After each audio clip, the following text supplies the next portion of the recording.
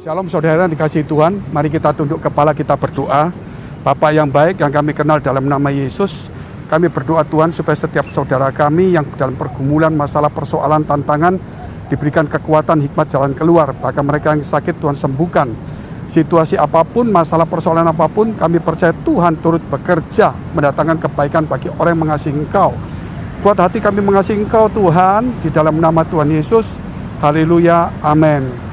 Saudara, kita akan merenungkan firman Tuhan di dalam kitab Yohanes pasal 3 ayat 1-8, yaitu percakapan Tuhan Yesus dengan seorang Farisi bernama Nikodemus.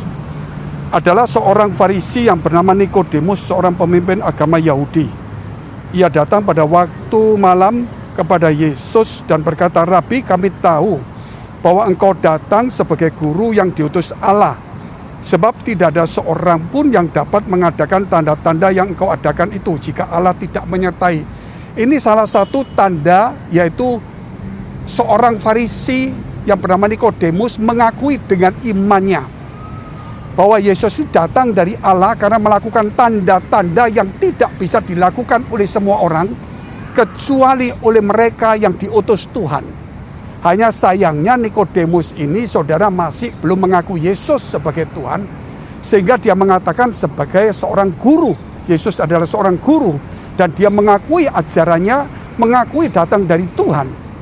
Tetapi apa kemudian yang kita lihat?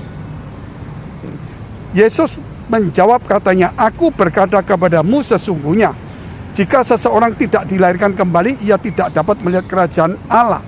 Jadi Yesus menekankan, jangan cuma kamu lihat tanda dan kamu percaya saya datang dari Allah, mengajarkan yang baik sebagai guru, tetapi kamu harus lahir kembali dari Roh Kudus. Artinya supaya Roh Kudus, Roh Allah itu membuka mata rohanimu, sehingga engkau jangan melihat saya sebagai seorang guru yang walaupun dari Allah, diutus Allah yang benar, tetapi engkau harus melihat Yesus sebagai Tuhan dan Mesias yang mengampuni dosa, bukan mengajarkan orang di jalan yang benar, tetapi dia adalah jalan itu sendiri, jalan kebenaran dan hidup, bukan mengajarkan tentang jalan, saudara, bukan mengajarkan tentang kebenaran, tetapi dialah kebenaran itu sendiri.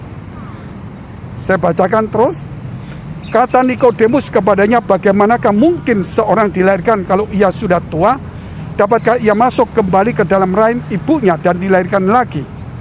Jawab Yesus, "Aku berkata kepadamu sesungguhnya, jika seseorang tidak dilahirkan dari air dan roh, ia tidak dapat masuk ke dalam kerajaan Allah."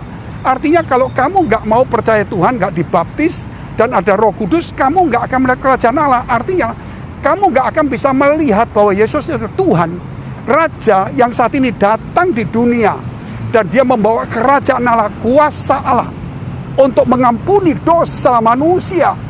Bukan sebagai seorang pengajar, seorang guru, seorang ahli, seorang imam, tetapi saudara seorang juru selamat, seorang Mesias, seorang Tuhan yang luar biasa.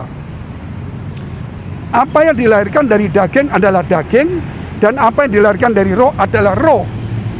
Janganlah engkau heran karena aku berkata kepadamu, kamu harus dilahirkan kembali.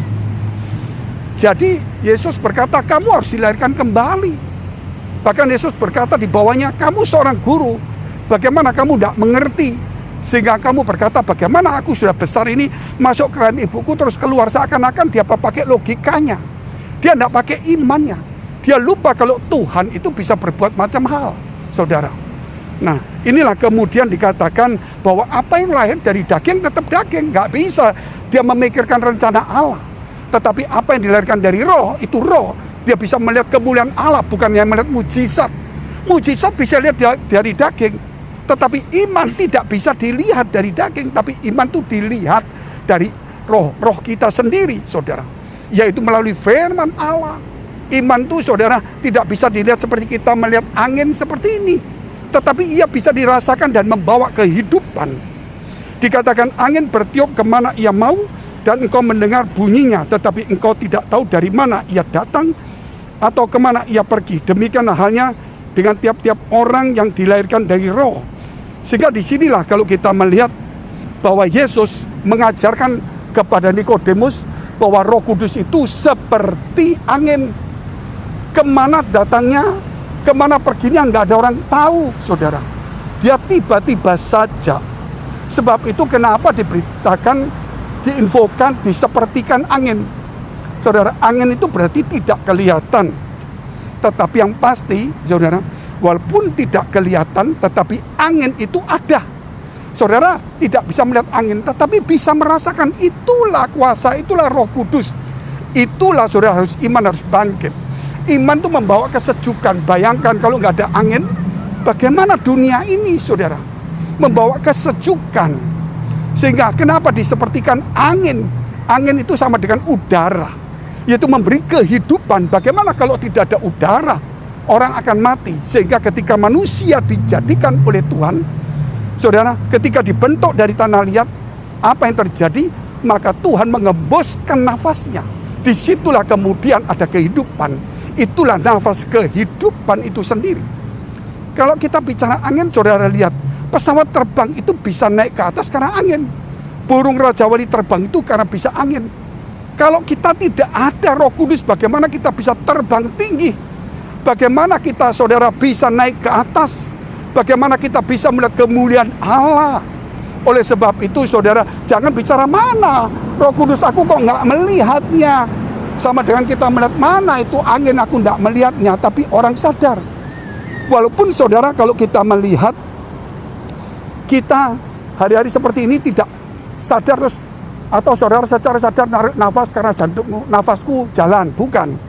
Tetapi saudara bisa berpikir, saudara marah, saudara kerja, saudara tanpa pikir. Paru-paru bekerja terus, itu mendatangkan nafas. Berarti saudara kita tahu bahwa ada nafas kehidupan. Sebab itu kita harus juga menjaganya. Makanya kalau ada orang emosi, saudara, itu akhirnya nafasnya tersengal-sengal. Tetapi kalau orang punya iman, nafasnya tenang. Itulah menunjukkan, saudara, kalau kita ada Roh Kudus, saya yakin kehidupan kita akan tenang. Akan sejuk, memberi kesejukan, saudara. Dan juga memberikan harapan, memberikan kehidupan bagi banyak orang. Puji Tuhan, saudara yang dikasihi Tuhan, inilah sedikit renungan. Mari kita tunduk kepala, kita berdoa. Bapa yang baik, yang kami kenal di dalam nama Yesus, kami berdoa untuk setiap saudara kami. Jika saudara punya pergumulan, masalah, persoalan, tantangan, dekatkan kedua tanganmu di dadamu. Jika engkau punya sakit penyakit, tumpangkan tanganmu di bagian sakit. Di dalam nama Yesus, jadilah sembuh, jadilah pulih, diberkati Tuhan. Persoalan jodoh, keuangan, keluarga, karir, apapun tadi, Tuhan memberkati engkau. Demi nama Yesus, kami sudah mengucap syukur dan berdoa. Haleluya. Amin.